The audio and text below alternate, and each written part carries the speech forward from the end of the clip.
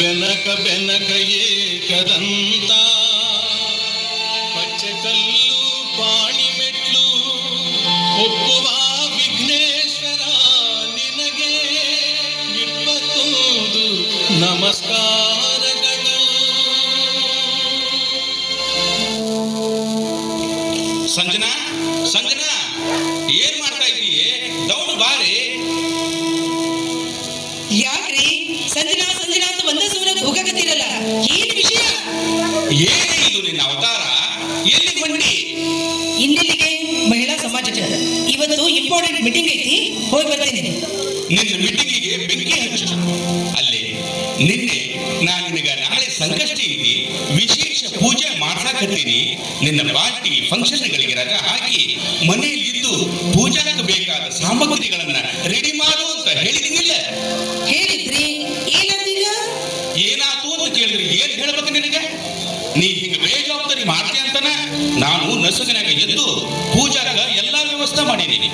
ನೀನು ಸ್ವಾಮಿಯವ್ರ ಬರದೊಳಗ ಈ fashion getup ತೆಗೆದು ಲಕ್ಷಣವಾಗಿ ಸೀರೆ ಉಡ್ಕೊಂಡು 101 ಮೋದಕ ಮಾಡಿಡು. ನೋಡ್ರಿ, ಈಗ ನನಗೆ ಟೈಮ್ ಇಲ್ಲ, ನಾನು ಮೀಟಿಂಗಿಗೆ ಹೋಗ್ಲೇಬೇಕು. ಅದು ನನ್ನ ಪ್ರೆಸ್ಟೀಜ್ ಪ್ರಶ್ನೆ ಐತಿ. ಮನ್ಯಾಗ ಕೆಲ್ಸಕ್ಕೆ ಇದಾಳಲ್ಲ, ಆಕಿ ಕೈಯಾಗ ಮೋದಕನಾದ್ರೂ ಮಾಡಿಸ್ಕೊಡ್ರಿ, ಇನ್ನೇನಾರ ಮಾಡಿಸ್ಕೊಡ್ರಿ. ಆಕಿಗೆ ಬ್ಯಾರೆ ಕೆಲಸ ಹೇಳಿನಿ, ಈಗ ನೀನು ನಾನು ಹೇಳಿದ ಕೆಲಸ ಮಾಡು. ಏನ್ರಿ ನನಗ ಆರ್ಡರ್ ಮಾಡ್ತೀರೇನ? ಇದು ಆರ್ಡರ್ ಅಲ್ಲ, ರಿಕ್ವೆಸ್ಟ್. ಸಂಜನಾ, ನೀನು ಶ್ರೀಮಂತ ಮನೆತನದಿಂದ ಬಂದಾಕಿ ನಿಜ, ಹಂಗಂತ ನಾಸ್ತಿಗಳಾಗಿ ಜೀವನ ಮಾಡಕ್ ಹೋಗ್ಬೇಡ. ಸ್ವಲ್ಪ ಆಚಾರ ವಿಚಾರಗಳ ಬಗ್ಗೆ ಗಮನ ಹರಿಸು. ನಮ್ಮ ನಾಡಿನ ಸಂಸ್ಕೃತಿ ಸಂಪ್ರದಾಯಗಳ ಸಂಸ್ಕಾರ ಪಡೆದು ಪ್ರಾಮಾಣಿಕವಾಗಿ ಪಾಲಿಸಿದ್ರ ಒಳಿತಾಗತ್ತ. ತಿರಸ್ಕಾರ ಮಾಡಿದ್ರ ಜೀವನಾನ ಸೀಳಿ ಹೋಗದ್ರ. ಈ ನಿಮ್ಮ ಗೊಡ್ಡ ಪುರಾಣ ಕೇಳ್ಕೊಂತ ನಿಂತ್ರ ನನ್ನ ಟೈಮ್ ವೇಸ್ಟ್ ಆಗುತ್ತ.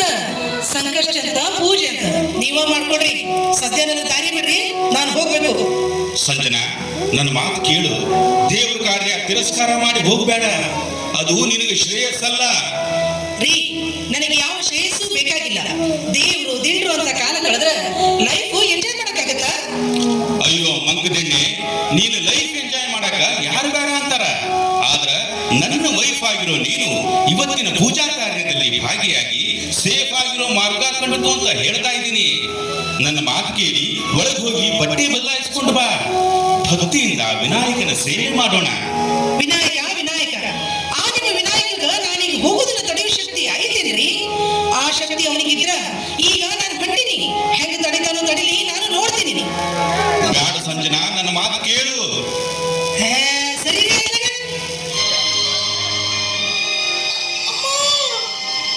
ಯಾಕೆ, ಏನಾಯ್ತು? ಅಯ್ಯೋ ರೀ, ನನ್ನ ಬಲಗಾಲು ಕಿತ್ತಕ್ಕಾಗವಲ್ದು, ನನ್ನ ಬಲಗೈ ಕಿತ್ತಕ್ಕಾಗವಲ್ದು. ಅದಕ್ಕ ನಿನಗೆ ಹೇಳಿದ್ದು, ದೈವ ನಿಂದನೆ ಮಾಡಬೇಡ, ದೇವರಿಗೆ ಸವಾಲು ಹಾಕಬೇಡ ಅಂತ. ಈಗೇನ್ರಿ ಮಾಡೋದು? ಮಾಡೋದೇನು, ನಡಿ ಯಾವ್ದಾರ ಗುಡಿ ಮುಂದ ಕುಂಡ್ರಿಸಿ ಬರ್ತೀನಿ. ಎದಕ್ಕ?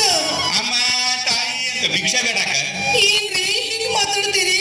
ಇನ್ನು ಹೆಂಗ್ ಮಾತಾಡ್ಲೇ? ನಾನು ಇದ್ದಕ್ಕಿದ್ದಂಗ ಹಿಂಗಾದ್ರ ನನಗೆ ದಿಕ್ಕ ತಿಳಿದಂಗಾಗಿದ್ದೀನಿ. ಹಾ, ಸ್ವಾಮಿಯರು ಬಂದ್ರಲ್ಲಿ. ಬರ್ರಿ ಸ್ವಾಮಿಯರ, ಬರ್ರಿ. ಮತ್ತೇನಪ್ಪ ಆದಿತ್ಯ, ಪೂಜಾಕ ಎಲ್ಲ ಅಣಿ ಮಾಡಿರಿಲ್ಲ? ಮಾಡಿದ್ರಿ. ಅದಕ್ಕೂ ಮೊದಲು ನನ್ನ ಹೆಂಡತಿ ದೊಡ್ಡ ಪೂಜೆಗೆ ರೆಡಿ ಆಗಿ ನಿಂತಾಳ. ನೋಡ್ರಿ ಲಕ್ಕಿ ಪರಿಸ್ಥಿತಿನ. ಅಯ್ಯೋ ಅಮ್ಮ. ಯಾಕೋ ಆದಿತ್ಯ, ನಿನ್ನ ಹೆಂಡತಿ ಹಿಂಗ್ಯಾಕ ನರಳಾಕತ್ಯಾಳ? ಸುಖ ಹೆಚ್ಚಾಗಿ ಏನ್ ಹೇಳಿ ಸ್ವಾಮಿಯರ, ನಾನು ಈಕಿ ಮಹಿಳಾ ಸಮಾಜ ಕೊಟ್ಟಿದ್ಲು. ಅದಕ್ಕೆ ನಾನು ಇವತ್ತು ಹೋಗಬೇಡ, ಸಂಕಷ್ಟಿ ವಿನಾಯಕನ ಪೂಜೆ ಐತಿ ಅಂದೆ. ಆದ್ರೆ ನನ್ನ ಮಾತು ಧಿಕ್ಕರಿಸಿ ನಾನು ಹೋಗೇ ಹೋಗ್ತೀನಿ, ಆ ವಿನಾಯಕ ಏನ್ ಮಾಡ್ತಾನೋ ಮಾಡ್ಲಿ ಅಂತ ಹೊಂಟ್ಲು. ಬಲವಾಗದ ಸ್ವಾಧೀನಾನ ಕಳ್ಕೊಂಡು ಕುಂತ್ಲು. ಅಯ್ಯೋ ಶಿವನ, ಅಲ್ವಾ ಸಂಜನ, ನೀನು ಸಾಲಿ ಕಲ್ತಾಗಿ ತಿಳುವಳಿಕೆ ಇದ್ದಾಗಿ ಹಿಂಗಿದ್ದು ದೇವರ ಬಗ್ಗೆ ತಾತ್ಸಾರದ ಭಾವನೆ ಬೆಳೆಸ್ಕೊಂಡಿಯಲ್ಲವಾ? ಸ್ವಾಮಿಯರ, ನಾನು ತಡ ಮಾಡಿರಿ. ಈಗ ನೀವು ಹೆಂಗರ ಮಾಡಿ ಈ ಸಂಕಷ್ಟದಿಂದ ನನ್ನನ್ನು ಪಾರು ಮಾಡ್ರಿ. ಚಿಂತೆ ಮಾಡಬೇಡವ, ಇವತ್ತು ಸಂಕಷ್ಟ ಇದೆ. ಆ ವಿನಾಯಕನ ಪ್ರಾರ್ಥನೆ ಮಾಡ್ತೀನಿ, ಮುಂದೆ ಅವನ ಇಚ್ಛೆ. ತಂದೆ ವಿನಾಯಕ, ಈ ಹೆಣ್ಣು ಅರಿದ ತಪ್ಪು ಮಾಡೈತಿ, ಕ್ಷಮ ಮಾಡಿ ಈಗ ಈ ಸಂಕಟ ದೂರ ಮಾಡಪ್ಪ. ಸಂಜನವ, ನಾ ಹೇಳ್ದಂಗೆ ಹೇಳವ. ಓಂ ಗಂ ಗಣಪತಿಯೇ ನಮಃ. ಓಂ ಗಂ ಗಣಪತಿ